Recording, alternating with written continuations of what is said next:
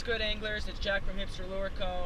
Today I'm going to be doing a little freestyling, and for those of you who don't know what freestyling is, it's pretty much, you just wake up, you decide you want to go fishing, and that's all you really know. You don't know where you're going to be going, you don't know what species you're going to be going after, you don't know what lures you're going to be using, so, I'm just going to keep driving around until I think I see a spot that looks good, and I'll see if I can catch some fish for you guys. I got a huge shipment of Venom Lures products that recently came in, so you guys have probably seen some of those videos. If not, you can check them out in my recent uploads.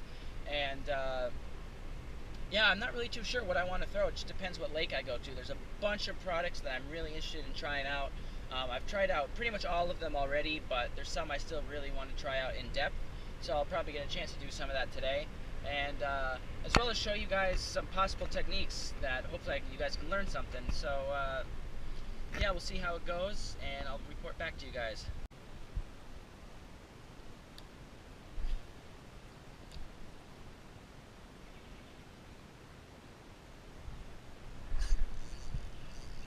There's one.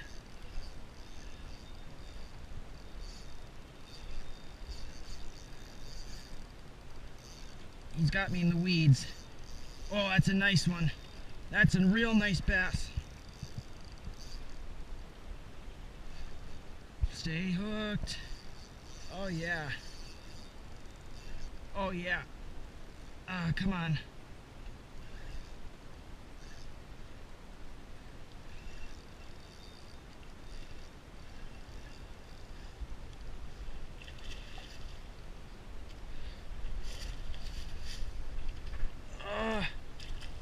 Wow. Look at this slab on the lizard. Oh my goodness. Look at this slab. Look at that bass. Right in the top of the mouth. Right where you want to hook a bass. Right in the top of the mouth.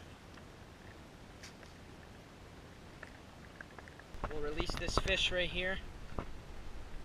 Giant. Right in the pads. Right in the thick stuff.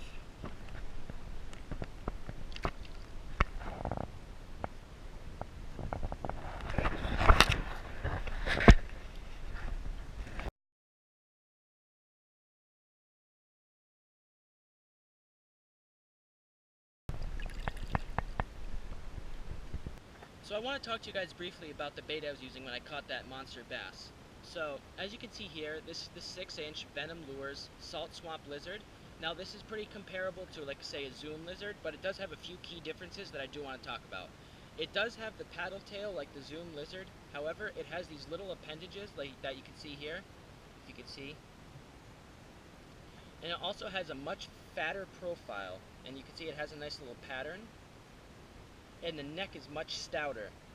So what that means is this bait is much more durable, it's thicker, and it has a beautiful action, like a walk the dog side to side action, that you're not going to get out of a Zoom lizard as well as you can out of this bait. So a lot of people would probably think, I want you guys to just buy up baits and tear them up so you can buy more, but that's actually not the case at all. I'm an angler just like you guys, and I'm trying to save money on baits whenever I can, because I have to buy them just like you guys do. So a tip I can give is to never throw a bait away just because it's ripped. Now they do make products that can actually mend your baits, but if you don't have that, or you're on the water and you need a quick fix, you can actually just bite the head off the bait and you'll still have a usable bait. You would think maybe the bass wouldn't like this or it would look awkward, but the bass don't care. So you can see this is what the bait looks like normally, and this is what it looked like when I caught that bass. So you can see there's a noticeable difference, but it still has that ribbon tail, and it still had that fantastic action. So if you're ripping up baits after, a few big fish or a few fish and the head's ripped off, because you can see, and this is the thing with all lizards, the necks are pretty slender. So after a few baits, or after a few hits rather, that plastic's going to tear. And a lot of people will throw that away, but you don't have to. Just get some scissors, cut it up, just cut that head off right here, and you'll still have a usable bait. Now it doesn't matter what brand you use. You could be using the Venom Lures Salt Swamp Lizard, you could be using a Zoom lizard, it doesn't matter. There's a bunch of different brands out there that make great lizards. But what's so great about the lizard is its versatility. Now a lot of people do get frustrated with them because they can't get short strike, and when you set the hook you won't have a bass. You'll just have a lot of frustration. Like that did happen to me a few times today. But what's so great about this lure is its versatility. You can roll this on top like I was doing before, and it has a great topwater action, but you can also let it sink, and it just has a beautiful action on the fall, and this little ribbon tail will fall to the bottom. And so that's what's great about this, is if you're fishing like let's say a traditional topwater frog and you get a blow up, you'll have to switch to another rod that has maybe, you know, like a fluke rigged up on it, or just something where you can pitch it back at that bass who just had that reaction strike. But the beauty of a lizard is if he misses that topwater blow up, you could pitch this same bait right back to him, but just let it fall and you'll still get him. So yeah, that's going to wrap up the trip though. I caught a few fish, but that was the giant of the day. I just want to say thank you guys for watching. Be sure to like, comment, subscribe, and as always, tight lines.